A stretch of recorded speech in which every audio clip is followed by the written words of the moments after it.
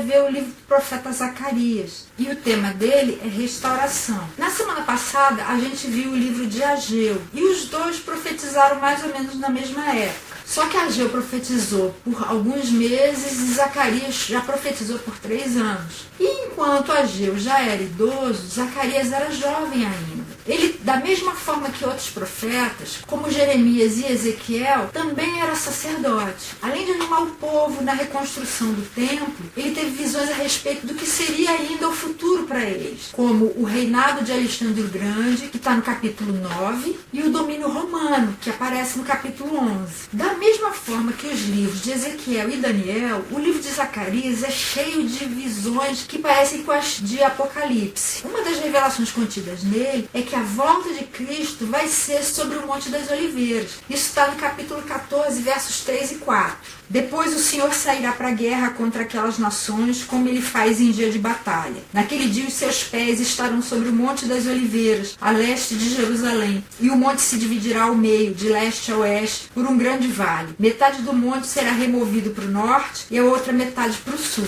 No livro de Atos, logo no primeiro capítulo, a gente vê Jesus, depois de ressuscitar, falando com os seus discípulos, dando as últimas instruções, falando para eles não saírem de Jerusalém enquanto não recebessem o Espírito Santo. E enquanto ele ia falando, começou a ser elevado para o céu. Jesus e seus discípulos estavam no Monte das Oliveiras. E a partir do verso 10 vem contando assim: eles ficaram com os olhos fixos no céu enquanto ele subia. De repente surgiram diante deles 2 homens vestidos de branco que lhes disseram: Galileus, por que vocês estão olhando para o céu? Esse mesmo Jesus que dentre vocês foi elevado aos céus, voltará da mesma forma como o viram subir. Daí que as pessoas interpretam que Jesus vai voltar no Monte das Oliveiras. Como fala em Zacarias, que os pés do Senhor vão estar sobre o Monte das Oliveiras. E lá em Apocalipse, no capítulo 16, versos 18 a 20, fala assim: houve então relâmpagos, vozes, trovões e um forte terremoto. Nunca havia ocorrido um terremoto tão forte como esse desde que o homem existe sobre a terra. A grande cidade, que é Jerusalém, foi dividida em 3 partes, e as cidades das nações se desmoronaram. Deus lembrou-se da grande Babilônia e lhe deu o cálice do vinho do furor da sua ira. Todas as ilhas fugiram e as montanhas desapareceram. Esse terremoto parece que é o que originou essa divisão do Monte das Oliveiras em 2, como mostra lá em Zacarias. Zacarias então escreveu o seu livro entre 520 e 480 a.C.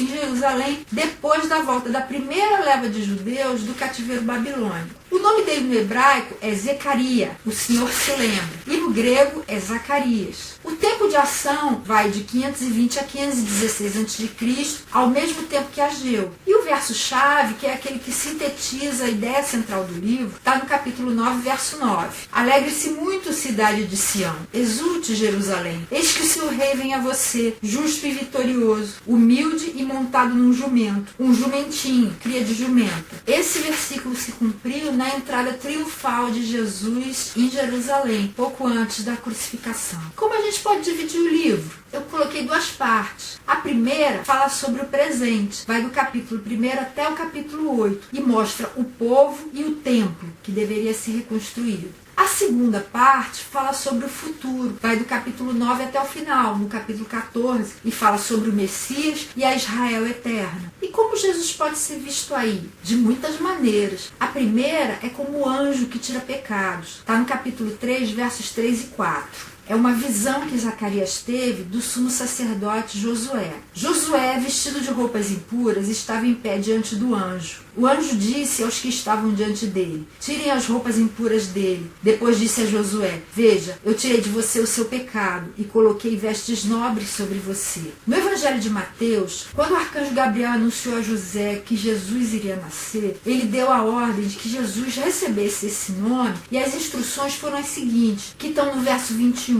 Ela dará à luz um filho e você deverá dar-lhe o nome de Jesus, porque ele salvará o seu povo dos seus pecados. Jesus é esse que pode salvar a gente do pecado, tirar o nosso pecado. Jesus pode ser visto também como o renovo ou o broto tenro. Está no capítulo 3, verso 8. Ouçam bem, sumo sacerdote Josué e seus companheiros sentados diante de você, homens que simbolizam coisas que virão. Trarei o meu servo, o renovo. A gente já viu no vídeo sobre Isaías que Jesus foi profetizado lá como o renovo. No capítulo 53, verso 2, fala assim: ele cresceu diante dele como um broto tenro e como uma raiz saída de uma terra seca. Ele não tinha qualquer beleza ou majestade que nos atraísse. Nada havia em sua aparência para que o desejássemos. Jesus também pode ser visto como o rei que ao mesmo tempo é sacerdote. Está no capítulo 6, versos 11 a 13. Pegue a prata e o ouro, faça uma coroa e coloque-a na cabeça do sumo sacerdote Josué, filho de Josadac. Diga-lhe que assim diz o Senhor dos Exércitos: aqui está o homem cujo nome é Renovo, e ele sairá do seu lugar e construirá o templo do Senhor. Ele construirá o templo do Senhor, será revestido de majestade e se assentará em seu trono para governar. Ele será sacerdote no trono e haverá harmonia entre os dois. No Evangelho de João, quando 2 dos discípulos de João Batista deixaram de segui-lo para começar a seguir a Jesus, um deles, chamado Filipe, encontrou seu amigo chamado Natanael e falou: olha, nós encontramos o Messias, é Jesus de Nazaré. E no capítulo 1, a partir do verso 46, Natanael fala assim: Nazaré, pode vir alguma coisa boa de lá? E Filipe disse: venha e veja. Ao ver Natanael se aproximando, Jesus disse: aí está um verdadeiro israelita em quem não há falsidade.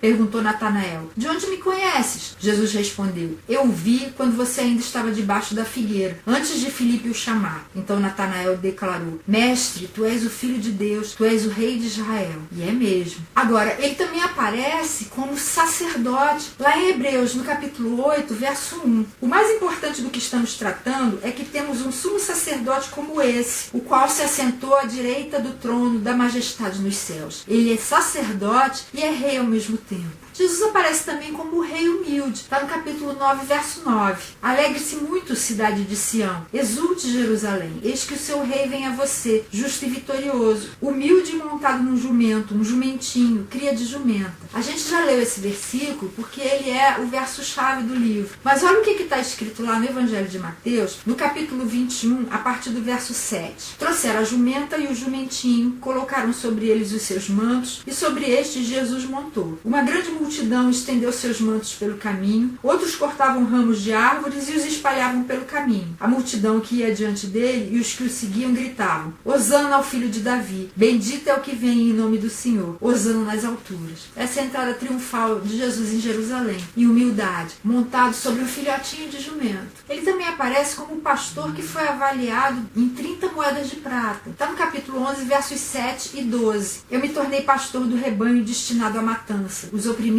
do rebanho. Então peguei 2 varas e chamei a uma favor e a outra união, e com elas pastoreei o rebanho. Eu lhes disse: se acharem melhor assim, paguem-me, senão não me paguem. Então eles me pagaram 30 moedas de prata. No Evangelho de Mateus, capítulo 26, verso 15, está escrito assim: o que me darão se eu o entregar a vocês? Isso foi Judas Iscariotes perguntando para os sacerdotes. E lhe fixaram o preço, 30 moedas de prata. E em João capítulo 10, verso 11, Jesus falou assim: eu sou o bom pastor dá a sua vida pelas ovelhas. O bom pastor foi avaliado em 30 moedas de prata. Ele aparece também como aquele que foi transpassado, atravessado. No capítulo 12, verso 10. Derramarei sobre a família de Davi e sobre os habitantes de Jerusalém um espírito de ação de graças e de súplicas. Olharão para mim, aquele a quem transpassaram, e chorarão por ele como quem chora a perda de um filho único, e se lamentarão amargamente por ele como quem lamenta a perda do filho mais velho. No Evangelho de João, no capítulo 19, está sendo contada a crucificação de Jesus. Os romanos, querendo apressar a morte dos condenados, quebravam a perna deles. Quebraram a perna dos outros 2 que tinham sido crucificados junto com Jesus. Mas quando chegaram perto de Jesus, viram o que está a partir do verso 33. Constatando que já estava morto, não lhe quebraram as pernas. Em vez disso, um dos soldados perfurou o lado de Jesus com uma lança, e logo saiu sangue e água. Ele também aparece como uma fonte que limpa pecados. Está no capítulo 13, verso 1. Naquele dia uma fonte jorrará para os descendentes de Davi e para os habitantes de Jerusalém, para purificá-los do pecado e da impureza. No Evangelho de João, no capítulo 7, Jesus tinha ido para uma festa chamada Festa dos Tabernáculos ou Festa das Cabanas. A gente já viu essa festa em vídeos anteriores. E a partir do verso 37 está escrito assim: no último e mais importante dia da festa, Jesus levantou-se e disse em alta voz: se alguém tem sede, venha a mim e beba. Quem crê em mim, como diz a Escritura, do seu interior fluirão rios de água viva. Ele estava se referindo ao Espírito que mais tarde receberiam os que nele crescem. Até então o Espírito ainda não tinha sido dado, pois Jesus ainda não fora glorificado. Jesus é uma fonte de água, não só porque do lado dele, quando foi furado, jorrou água, mas porque ele dá o Espírito Santo, dá vida, dá tudo aquilo de que a gente necessita para que a gente tenha vida plena, transbordante. E também como o pastor que foi morto. Está no capítulo 13, verso 7. Levante-se, ó espada, contra o meu pastor, contra o meu companheiro, declara o Senhor dos Exércitos. Fira o pastor, e as ovelhas se dispersarão, e voltarei minha mão para os pequeninos. No Evangelho de Mateus, no capítulo 26, verso 31, o próprio Jesus falou assim: ainda essa noite todos vocês me abandonarão, pois está escrito: ferirei o pastor e as ovelhas do rebanho serão dispersas. Jesus foi ferido, ele morreu por nós, e todas as suas ovelhas tinham fugido, todos os seus discípulos tinham se escondido com medo dos romanos e dos judeus, mas ele ressuscitou, e todas as suas ovelhas agora estão se reunindo, pouco a pouco, como um só rebanho, sob um só pastor.